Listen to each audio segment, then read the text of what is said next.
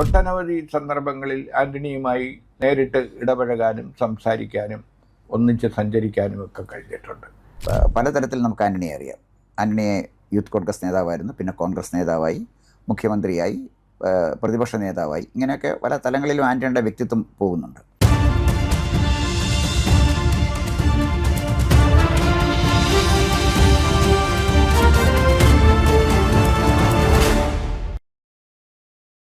മുതിർന്ന പത്രപ്രവർത്തകനായ ശ്രീ എസ് ജഗദീഷ് ബാബുവാണ് ഇന്ന് നമ്മളോടൊപ്പം ഉള്ളത്. 4 പതിറ്റാണ്ട് കാലത്തെ അനുഭവസമ്പത്തുള്ള അദ്ദേഹത്തിന് ഒട്ടേറെ ഭരണാധികാരികളുമായും രാഷ്ട്രീയ നേതാക്കന്മാരുമായി വളരെ അടുത്ത ബന്ധമുണ്ട്. ഇന്ന് നിശബ്ദനായി കേരളത്തിൽ താമസിക്കുന്ന AK ആൻ്റണി എന്ന മുൻ മുഖ്യമന്ത്രി, മുൻ പ്രതിപക്ഷ നേതാവ്, മുൻ പ്രതിരോധ മന്ത്രി, അങ്ങനെ ആൻ്റണിയെ കേരളം അറിയപ്പെടുന്നത് ആദർശധീരനായ ആൻ്റണി എന്നുള്ളതാണ്. അപ്പോൾ ആൻ്റണിയുമായിട്ട് അദ്ദേഹത്തിന് നല്ല അടുത്ത ബന്ധമുണ്ടായിരുന്നു. ശ്രീ AK ആൻ്റണിയെക്കുറിച്ചുള്ള ചില ചോദ്യങ്ങളാണ് ഇന്ന് അദ്ദേഹത്തോട് ചോദിക്കാൻ ഉദ്ദേശിക്കുന്നത്. സർ, അങ്ങ് AK ആൻ്റണിയുമായിട്ട് നല്ല പരിചയം ഉണ്ടായിരുന്ന ആളാണ്. ആൻ്റണിയെ പലതരത്തിൽ നമുക്ക് ആൻ്റണിയെ അറിയാം. ആൻ്റണിയെ യൂത്ത് കോൺഗ്രസ് നേതാവായിരുന്നു, പിന്നെ കോൺഗ്രസ് നേതാവായി, മുഖ്യമന്ത്രിയായി, പ്രതിപക്ഷ നേതാവായി, ഇങ്ങനെയൊക്കെ പല തലങ്ങളിലും ആൻ്റണിയുടെ വ്യക്തിത്വം പോകുന്നുണ്ട്.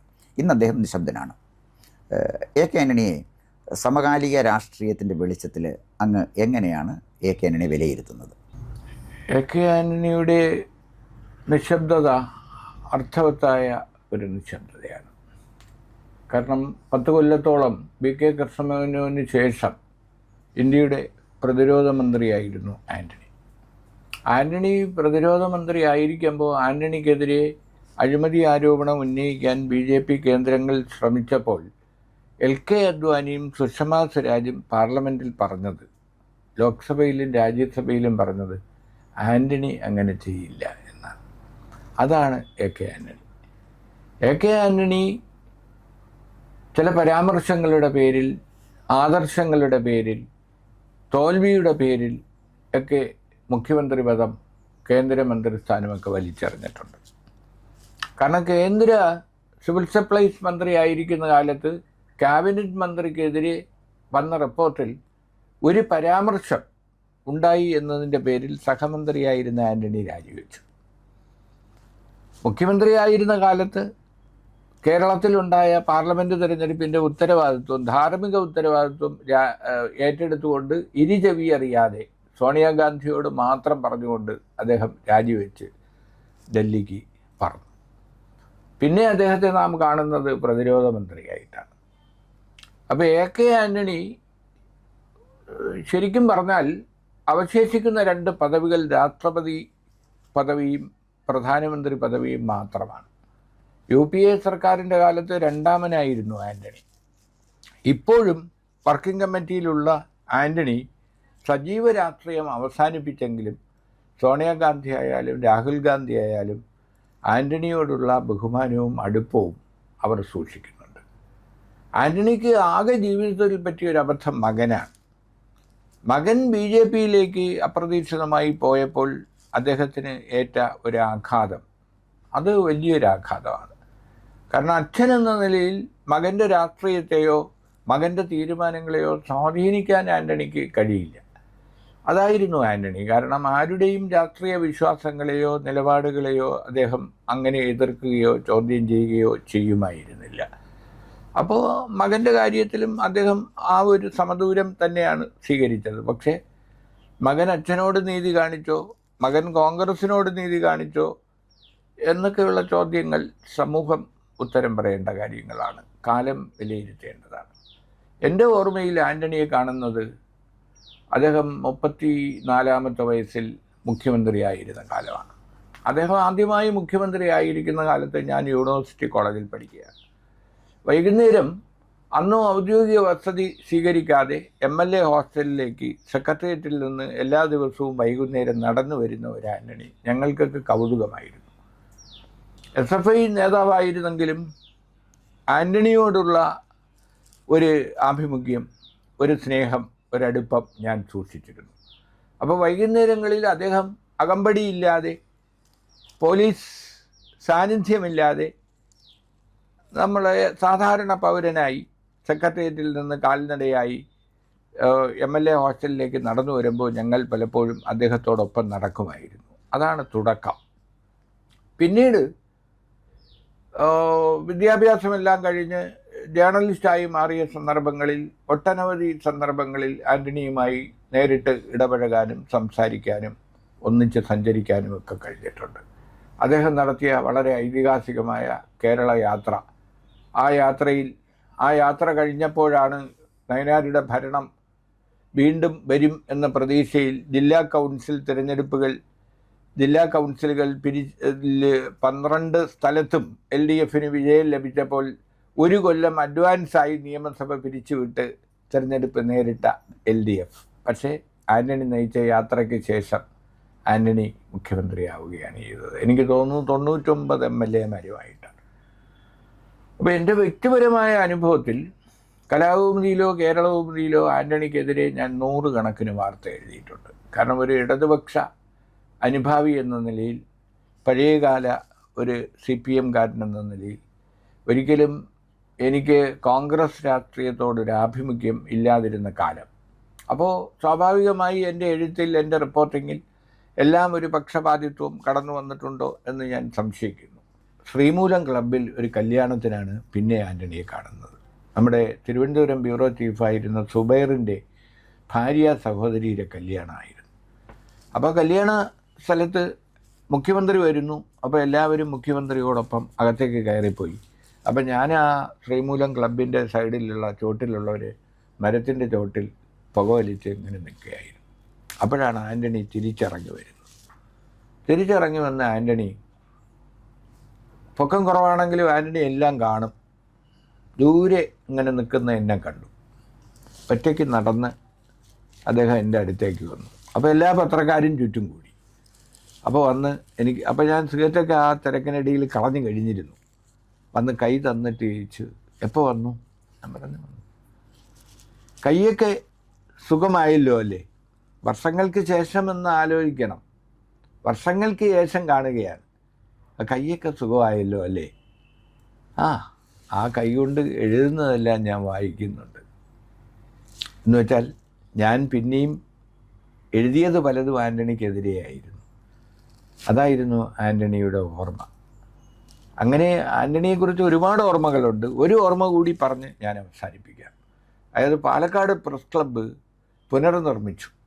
അന്ന് ഞാൻ സെക്രട്ടറി ആയിരുന്നു, KWJയുടെ സെക്രട്ടറി ആയിരുന്നു. അപ്പോൾ CP രാമേന്ദ്രൻ, അതിപ്രശസ്തനായ ഹിന്ദുസ്ഥാൻ ടൈംസിൻ്റെ എഡിറ്ററായിരുന്ന, ബെർളയുമായി കേസ് പറഞ്ഞ് ജയിച്ച എഡിറ്ററായിരുന്നു CP രാമേന്ദ്രൻ. AKGയുടെ സെക്രട്ടറി ആയിരുന്നു ഒരു കാലത്ത്. അവിഭക്ത കമ്മ്യൂണിസ്റ്റ് പാർട്ടിയുടെ കാലത്ത് AKGയുടെ സെക്രട്ടറി ആയിരുന്ന, തെലങ്കാന സമരകാലത്ത് അവിടെയെല്ലാം പോയി പ്രവർത്തിച്ചിട്ടുള്ള CPയുടെ പേരിൽ CP സ്മാരകം ആയി പ്രസ് ക്ലബ്ബ് പുതുക്കിപ്പണിതു. അന്ന് T. ശിവദാസമേനോനാണ് ധനകാര്യമന്ത്രി.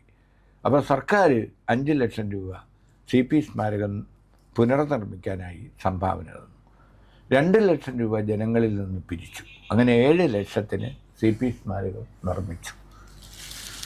അതിൽ അഴിമതിയുണ്ട് എന്ന് പറഞ്ഞ് അന്ന് മനോരമയിലെ ഇവിടുത്തെ റെസിഡൻറ്റ് എഡിറ്ററായിരുന്ന ജോയി ശാസ്താംപടിക്കൽ അടക്കം ആരോപണം ഉന്നയിച്ചപ്പോൾ സെക്രട്ടറി സ്ഥാനം രാജിവെച്ച് ഞാനിത് അന്വേഷിക്കാൻ പറഞ്ഞു.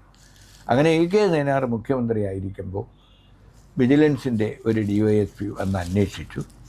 കറപ്ഷനൊന്നുമില്ല, ഇറഗുലാരിറ്റി ഒന്നുമില്ല എന്ന് പറഞ്ഞ് അന്വേഷണം മൈൻഡപ്പ് ചെയ്തു. ആ സന്ദർഭത്തിലാണ് വീണ്ടും AK ആൻ്റണി മുഖ്യമന്ത്രിയാവുന്നത്. AK ആൻ്റണി മുഖ്യമന്ത്രിയായപ്പോൾ ഈ ജോയി ശാസ്താംപടിക്കലും ആൻ്റണിയും പഴയകാല സഹപാഠികളാണ്. ജോയിയേട്ടൻ പോയി ആൻ്റണിയെ കണ്ടിട്ട് ഈ കേസ് പുനരന്വേഷിക്കണമെന്ന് പറഞ്ഞു. അപ്പോൾ ആൻ്റണിയുടെ സെക്രട്ടറി പ്രതാപൻ ടെലിഫോണിൽ എന്നെ വിളിച്ചു. സാർ അടുത്തുണ്ട്, കൊടുക്കാമെന്ന് പറഞ്ഞു. അങ്ങനെ സാറിന് ഫോൺ കൊടുത്തു. അപ്പോൾ പറഞ്ഞു, ബാബു ഒരു കാര്യം പറയാനുണ്ട്, പ്രതാപൻ പറയും എന്ന് പറഞ്ഞു. അപ്പോൾ പ്രതാപൻ പറഞ്ഞത്, ഇങ്ങനെ ജോയിയേട്ടനും സംഘവും വന്നിട്ട് ഈ കേസ് പുനരന്വേഷിക്കണമെന്ന് പറയുന്നു. അപ്പോൾ സാറ് ചോദിക്കുന്നത് എന്ത് വേണം എന്നാണ്. ഞാൻ പറഞ്ഞു, ഞാൻ അഴിമതിയൊന്നും നടത്തിയിട്ടില്ല, അന്വേഷിച്ചോളൂ, എനിക്കൊരു വിരോധമില്ല എന്ന് പറഞ്ഞു. അങ്ങനെ പുനരന്വേഷിച്ചു. അപ്പോൾ CBIയിൽ നിന്ന് ഡെപ്യൂട്ടേഷൻ കഴിഞ്ഞു വന്ന ഒരു അബൂബക്കർ DYSP ആയിരുന്നു രണ്ടാമത്തെ അന്വേഷണം. അദ്ദേഹവും ഇതിലൊരു ഇറഗുലാരിറ്റി ഇല്ല എന്ന് പറഞ്ഞ് റിപ്പോർട്ട് നൽകി. അങ്ങനെ ആ കേസ് ഫയൽ ക്ലോസ് ചെയ്തു. അപ്പോൾ അതിൻ്റെ അന്വേഷണ റിപ്പോർട്ട് ഞാൻ ഈ ആരോപണം ഉന്നയിച്ചവർക്കെതിരെ മാനനഷ്ടത്തിന് കേസ് കൊടുത്തു. അപ്പോൾ എനിക്ക് 5000 രൂപ നഷ്ടപരിഹാരം തരാൻ ജില്ലാ കോടതി വിധിയായി. അപ്പോൾ ദേശാഭിമാനിയിലെ ഒരു TM മണിയാണ് ആരോപണം ഉന്നയിച്ചുകൊണ്ട് അന്ന് റിപ്പോർട്ട് പബ്ലിഷ് ചെയ്ത്. അപ്പോൾ അദ്ദേഹത്തിനെയാണ് ഞാൻ പ്രതിയാക്കിയത്. 5000 രൂപ എനിക്ക് തരാനായിട്ട് കോടതി വിധിച്ചു നഷ്ടപരിഹാരം. ആലോചിച്ച് നോക്കണം, EMSന് നഷ്ടപരിഹാരം 1 രൂപയായിരുന്നു. സാറ് നേരത്തെ പറഞ്ഞ പ്രശാന്ത് ഭൂഷണിന് 1 രൂപയായിരുന്നു. എനിക്ക് 5000 രൂപ നഷ്ടപരിഹാരം തരാൻ. പക്ഷേ ആ നഷ്ടപരിഹാരം തരുന്നതിന് മുമ്പ് അദ്ദേഹം മരിച്ചുപോയി. TM മണി ഇന്നില്ല നമ്മോടൊപ്പം. ഞാനിപ്പോൾ പറഞ്ഞു വന്നത് ആൻ്റണിയുടെ ആ സത്യസന്ധതയാണ്. കാരണം ഒരു ഭാഗത്ത് ജോയി ഏട്ടൻ, മറുഭാഗത്ത് വ്യക്തിപരമായി ബന്ധമുള്ള ഞാൻ എന്ത് ചെയ്യണം എന്ന് ചോദിക്കാനുള്ള ആർജവം. പിന്നെ ആൻ്റണി ആർക്ക് വേണ്ടിയും ഒന്നും ചെയ്യില്ല എന്ന് പറയുന്ന ആളുകളുണ്ട്. അതിനും കൂടി ഒരു ഉദാഹരണം ഞാൻ പറയാം. ഒരിക്കൽ എൻ്റെ ഒരു പരിചയക്കാരൻ എന്നേ പറയാവൂ, പരിചയക്കാരൻ്റെ ഭാര്യ സഹോദരന് ഡിഫൻസിൽ ഒരു ഇൻ്റർവ്യൂ ഉണ്ടായിരുന്നു. അപ്പോൾ ആ ഇൻ്റർവ്യൂവിന് ഒന്ന് AK ആൻ്റണിയോട് പറയണം എന്ന് പറഞ്ഞ് അയാൾ വന്നു. അപ്പോൾ ആൻ്റണി എക്സ്ക്ലൂസീവ് ആഫീസിൽ വന്ന സംഭവം വരെ ഇയാൾക്കറിയാം. അതുകൊണ്ടാണ് അദ്ദേഹം അങ്ങനെ ആവശ്യപ്പെട്ടത്. അപ്പോൾ ഞാൻ AK ആൻ്റണിക്ക് അവൻ്റെ ഇൻ്റർവ്യൂവിന് വന്ന കാർഡും വെച്ചിട്ട് ഒരു കത്തെഴുതി. കത്ത് കിട്ടി. ഒരാഴ്ച കഴിഞ്ഞപ്പോൾ ആൻ്റണിയുടെ ഒരു മറുപടി, പ്രിയപ്പെട്ട ബാബു. അപ്പോൾ പ്രതിരോധ മന്ത്രിയുടെ കത്താണ്. പ്രിയപ്പെട്ട ബാബു, കത്ത് കിട്ടി, എല്ലാം വായിച്ചു, സുഖമല്ലേ? AK ആൻ്റണി. അപ്പോൾ ആലോചിച്ച് നോക്കണം, പ്രതിരോധ മന്ത്രി അത് ശരിയാക്കാമെന്നോ അതീ പറഞ്ഞ കാര്യങ്ങൾ ഒന്നും പറയുന്നില്ല. കത്ത് കിട്ടി, എല്ലാം വായിച്ചു, സ്നേഹത്തോടെ AK ആൻ്റണി. പക്ഷേ എനിക്ക് ആ കത്ത് കിട്ടുമ്പോഴേക്ക് ഈ ഡിഫൻസിൽ അയാൾക്ക് അപ്പോയിൻമെൻ്റ് ഓർഡർ കിട്ടിയിരുന്നു. ഇപ്പോഴും ഈ ജോലി കിട്ടിയ ആൾ എന്നെ ഇടയ്ക്ക് കാണാൻ വരാറുണ്ട്. അതുകൊണ്ട് ആൻ്റണി അർഹിക്കുന്ന ആളുകൾ എന്തെങ്കിലും പറഞ്ഞാൽ ചെയ്തു കൊടുക്കാറുമുണ്ട്. അതും നാം അറിയേണ്ട ഒരു വിഷയമാണ്. അപ്പോൾ ഇങ്ങനെയൊക്കെ ഉള്ള ആൻ്റണിയെ പിന്നും അദ്ദേഹം പ്രതിരോധ മന്ത്രി അല്ലാതിരുന്നിട്ടും ഞാൻ കണ്ടിട്ടുണ്ട്. പിന്നെയുള്ള 2 ചെറിയ കാര്യം കൂടി പറയാം. ഒരിക്കലും പ്രതിരോധ മന്ത്രി ആയിരിക്കുമ്പോൾ ഞാൻ അദ്ദേഹത്തെ ആദ്യവട്ടം പ്രതിരോധ മന്ത്രി ആയിരിക്കുമ്പോൾ ഞാൻ വിളിച്ചു. ഉച്ചയ്ക്കാണ് വിളിക്കുന്നത്. അപ്പോൾ പ്രതാപനാണ് ഫോൺ എടുത്തത്. പ്രതാപൻ വിളിച്ചിട്ട് പറയുന്നത്, സാറ് മീറ്റിങ്ങിലാണ്, തിരിച്ച് വിളിക്കാം, പറയാമെന്ന് പറഞ്ഞു. രാത്രി ഒരു 11 മണിയായപ്പോൾ ഞാനന്ന് 2 സ്മാളൊക്കെ കഴിച്ചിട്ട് കിടന്നുറങ്ങുകയാണ്. 11 മണിക്ക് എൻ്റെ മൊബൈൽ അടിക്കുകയാണ്. മൊബൈൽ ഞാൻ കിടക്കയിലെടുത്ത് തന്നെ വെച്ചിരുന്നു. എടുക്കുമ്പോൾ ആൻ്റണിയാണെന്ന് പറഞ്ഞു. അപ്പോൾ എൻ്റെ കൂടെ വർക്ക് ചെയ്ത ഇന്ത്യൻ എക്സ്പ്രസ്സിലെ KA ആൻ്റണി ഉണ്ട്. അപ്പം ഞാൻ ചോദിച്ചു, എന്താടാ ഈ രാത്രി എന്ന് ചോദിച്ചു. അപ്പോൾ പറഞ്ഞല്ല, AK ആൻ്റണിയാണെന്ന് പറഞ്ഞു. അപ്പോൾ ആലോചിച്ച് നോക്കണം, ഉച്ചയ്ക്ക് വിളിച്ച ആ കോളിന് മറുപടിയായി 11 മണിക്ക് പ്രതിരോധ മന്ത്രി വിളിക്കുകയാണ്. എന്നിട്ട് എന്താടാ രാത്രി എന്ന് ചോദിക്കുമ്പോഴത്തേക്ക്, ഇല്ല, ഞാൻ AK ആൻ്റണിയാണെന്ന് പറയുക. പിന്നെ കുറേ നേരം സംസാരിക്കുകയും ചെയ്തു. ഇങ്ങനെ 2 വട്ടം അനുഭവം ഉണ്ടായി. അപ്പോൾ ആലോചിച്ച് നോക്കണം, നമ്മുടെ ഇവിടെ മന്ത്രിമാർ, കേവലം മന്ത്രിമാർ പോലും നമ്മൾ വിളിച്ചാൽ ചിലപ്പോൾ തിരിച്ച് വിളിച്ചെന്ന് വരും, ചിലപ്പോൾ ഫോൺ എടുത്തില്ല എന്ന് വരും, മറുപടി ഉണ്ടായില്ല എന്ന് വരും. പക്ഷേ ഇന്ത്യ ഭരിക്കുന്ന ഒരു സർക്കാരിൻ്റെ പ്രതിരോധ മന്ത്രി അങ്ങനെ ഓർത്ത്, അപ്പോൾ ബന്ധങ്ങളിൽ അദ്ദേഹം അങ്ങനെയായിരുന്നു. അപ്പോൾ അങ്ങനെയുള്ള ഒരു AK ആൻ്റണിയെ വേണ്ട രീതിയിൽ നാം മനസ്സിലാക്കിയോ എന്ന് ചോദിച്ചാൽ പലപ്പോഴും മനസ്സിലാക്കലിൽ തെറ്റ് വന്നിട്ടുണ്ട്. ഒരു കാര്യം കൂടെ പറഞ്ഞ് ഞാൻ അവസാനിപ്പിക്കാം. CPMന് എന്നും വലിയ ശത്രു AK ആൻ്റണിയായിരുന്നു. കാരണം AK ആൻ്റണി കല്യാണം കഴിക്കാത്തപ്പോൾ ഇയാൾ ഷണ്ണനായിരുന്നു എന്ന് പറഞ്ഞ് CPM നേതാക്കൾ, അന്ന് SFI നേതാവായിരുന്നു ഞാനടക്കം പ്രസംഗിച്ചിട്ടുണ്ട്. അപ്പോൾ ആൻ്റണി കല്യാണം കഴിക്കണോ വേണ്ടിയോ എന്നുള്ള തീരുമാനം യഥാർത്ഥത്തിൽ അദ്ദേഹത്തിൻ്റേത് മാത്രമാണ്. പിന്നീട് അദ്ദേഹം കല്യാണം കഴിച്ചു, അയാൾക്ക് ബാങ്ക് ഓഫീസറായി ഭാര്യയുണ്ടായി, 2 ആൺമക്കളുണ്ടായി, അങ്ങനെ എന്തെല്ലാം സംഭവിച്ചു. അപ്പോൾ ഷണ്ടനാണെന്ന് പറഞ്ഞ് ഒരുപാട് കാലം പ്രസംഗിച്ചിരുന്ന സഖാക്കൾ. അപ്പോൾ കരുണാകരനെ, ലീഡറെ എതിർക്കുന്നതിനേക്കാൾ ശക്തമായി ആൻ്റണിയെ CPM ഇടതുപക്ഷം എതിർത്തിരുന്നു. അപ്പോൾ ഒരിക്കൽ ഞാൻ അതിനെക്കുറിച്ച് വളരെ പ്രധാനപ്പെട്ട ഒരു CPM നേതാവിനോട് ചോദിച്ചു, എന്താണ് നിങ്ങൾ ലീഡറെക്കാൾ ശക്തമായി ആൻ്റണിയെ എതിർക്കുന്നത്? അപ്പോൾ പറഞ്ഞ മറുപടി, ആൻ്റണി കൂടുതൽ അപകടകാരിയാണ്. അതായിരുന്നു ഇടതുപക്ഷത്തിൻ്റെ കാഴ്ചപ്പാട്. അതന്നും ഇന്നും അങ്ങനെ തന്നെയാണ്. കൂടുതൽ വാർത്തകളും വിശേഷങ്ങളും നേരിട്ട് ലഭിക്കാൻ ജനങ്ങളിൽ നിന്ന് ജനങ്ങളിലേക്ക് ജനഭൂമി ന്യൂസ് സബ്സ്ക്രൈബ് ചെയ്യൂ. ബെൽ ബട്ടൺ അമർത്താനും മറക്കരുത്.